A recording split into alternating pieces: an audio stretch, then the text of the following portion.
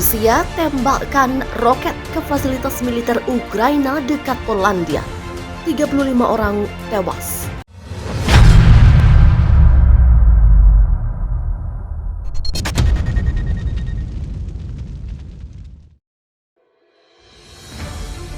Rusia menembakkan rudal ke fasilitas militer besar Ukraina di dekat perbatasan Polandia, menyebabkan 35 orang tewas dan melukai 134 lainnya pada Minggu 13 Maret 2022. Instruktur militer asing sebelumnya bekerja di pangkalan itu. Demikian kata pejabat Ukraina. Tetapi tidak jelas apakah mereka masih berada di sana saat serangan. Gubernur di wilayah itu, Maxim Kozytsky, mengatakan pesawat Rusia menembakkan sekitar 30 roket ke pusat perdamaian dan keamanan internasional Yavoriv. Beberapa roket bisa dicegat sebelum mengenai sasaran. Fasilitas seluas 360 km persegi itu terletak kurang dari 25 km. Fasilitas seluas 360 km persegi itu terletak kurang dari 25 km dari perbatasan Polandia yang merupakan anggota NATO. Itu adalah salah satu yang terbesar di Ukraina. Belum ada konfirmasi dari pihak Rusia. 19 ambulans dengan sirine terlihat keluar dari fasilitas Yavoriv setelah serangan dan asap hitam membumbung dari daerah tersebut. Rusia telah menyerang pusat internasional untuk penjaga perdamaian dan keamanan di dekat Lviv. Instruktur asing bekerja di sini. Informasi tentang para korban sedang diklarifikasi. Demikian kata Menteri Pertahanan Ukraina Oleksiy Reznikov dalam sebuah unggahan online. Seorang perwakilan Kementerian Pertahanan Ukraina mengatakan kepada Reuters bahwa pihaknya masih berusaha untuk memastikan apakah ada instruktur asing berada di pusat pada saat serangan itu. Ukraina mengadakan sebagian besar latihannya dengan negara-negara NATO di sana sebelum invasi. Latihan besar terakhir adalah pada bulan September. Pada minggu-minggu sebelum Rusia menginvasi pada 24 Februari, militer Ukraina berlatih di sana. Tetapi menurut media setempat, semua instruktur asing meninggalkan tempat pelatihan pada pertengahan Februari, namun meninggalkan semua peralatan. Invasi Rusia ke Ukraina yang diluncurkan oleh Presiden Vladimir Putin pada 24 Februari menyebabkan lebih dari 2,5 juta orang mengungsi keluar perbatasan. Namun, masih ada ratusan ribu orang terjebak di kota-kota yang terkepung. Sementara negara-negara barat berusaha mengisolasi Putin dengan menjatuhkan sanksi keras, Amerika Serikat dan sekutunya khawatir NATO terseret ke dalam konflik. Serangan juga terjadi di bandara di sebuah kota di Ukraina Barat. Sementara di Ukraina Timur, pasukan Rusia berusaha mengepung pasukan Ukraina saat mereka bergerak maju dari Kharkiv di utara dan Mariupol di selatan. Rusia hancurkan Kharkiv, kota terbesar kedua di Ukraina.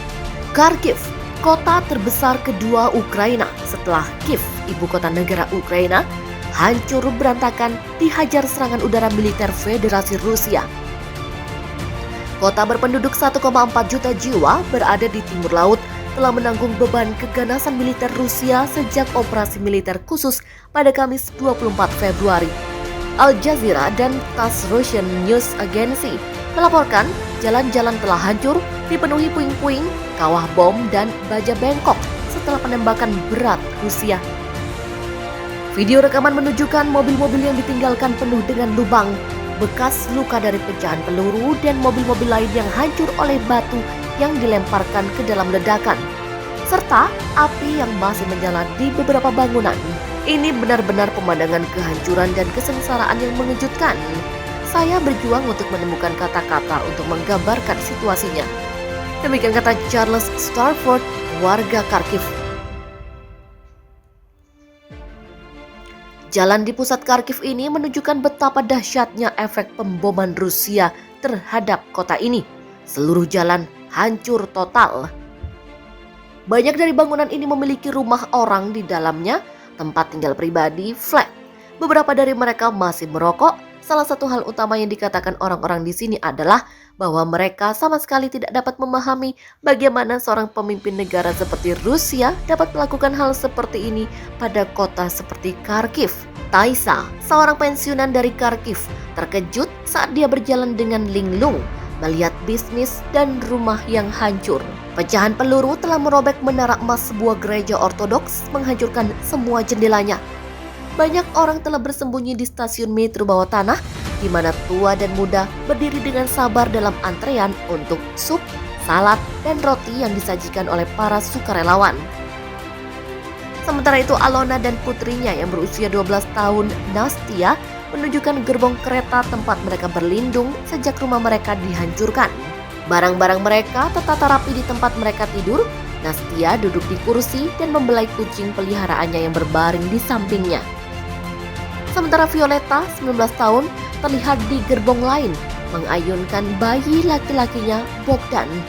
Ia lahir di rumah sakit 2 hari setelah tentara Rusia menyerbu. Sementara pada hari Selasa 8 Maret 2022, Rusia melakukan upaya lain untuk menerapkan koridor kemanusiaan setelah upaya evakuasi sipil sebelumnya gagal. Kementerian Pertahanan Rusia mengatakan koridor kemanusiaan telah dibuka bagi orang-orang yang akan dievakuasi dari Kiev, Chernihiv, Sumy, Kharkiv, dan Mariupol.